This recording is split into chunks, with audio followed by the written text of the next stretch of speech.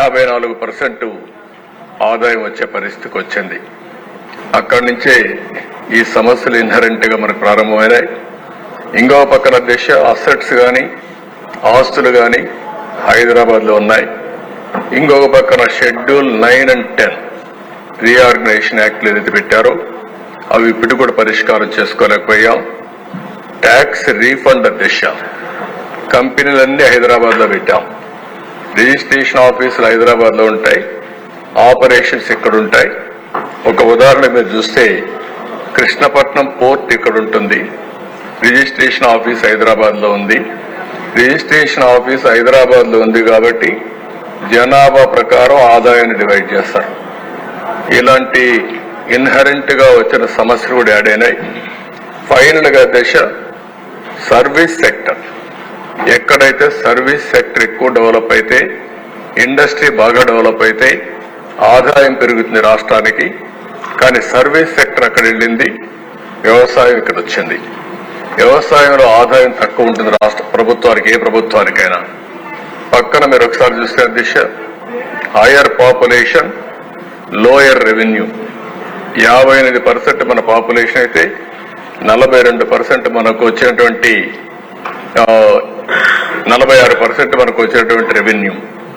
ఇంకో పక్కన 42% జనాభాకి 54% ఆదాయం బైఫర్కేషన్ సమయంలో వచ్చింది.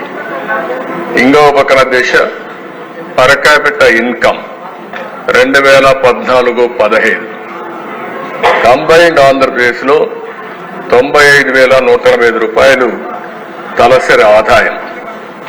విభజన జరిగిన తర్వాత ఒకేసారి క్వాంటమ్ జంప్ మీరు ఒకసారి చూస్తే ఏపీ ఆంధ్రప్రదేశ్ 93,903కు తగ్గింది.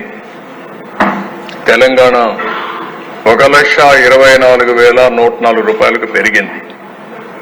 ఇంకో పక్కన దేశ వ్యవసాయం చూస్తే ఆంధ్రప్రదేశ్ అండ్ తెలంగాణ కంపేర్ చేసుకుంటున్నాం.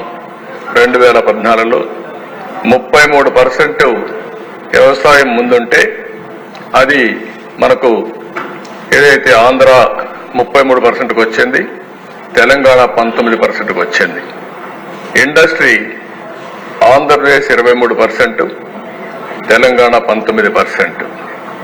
సర్వీస్ సెక్టర్ దిశ 44% ఆంధ్రప్రదేశ్, 61% తెలంగాణ. 17% డిఫరెన్స్ ఒక్క సర్వీస్ సెక్టర్ లో వచ్చింది.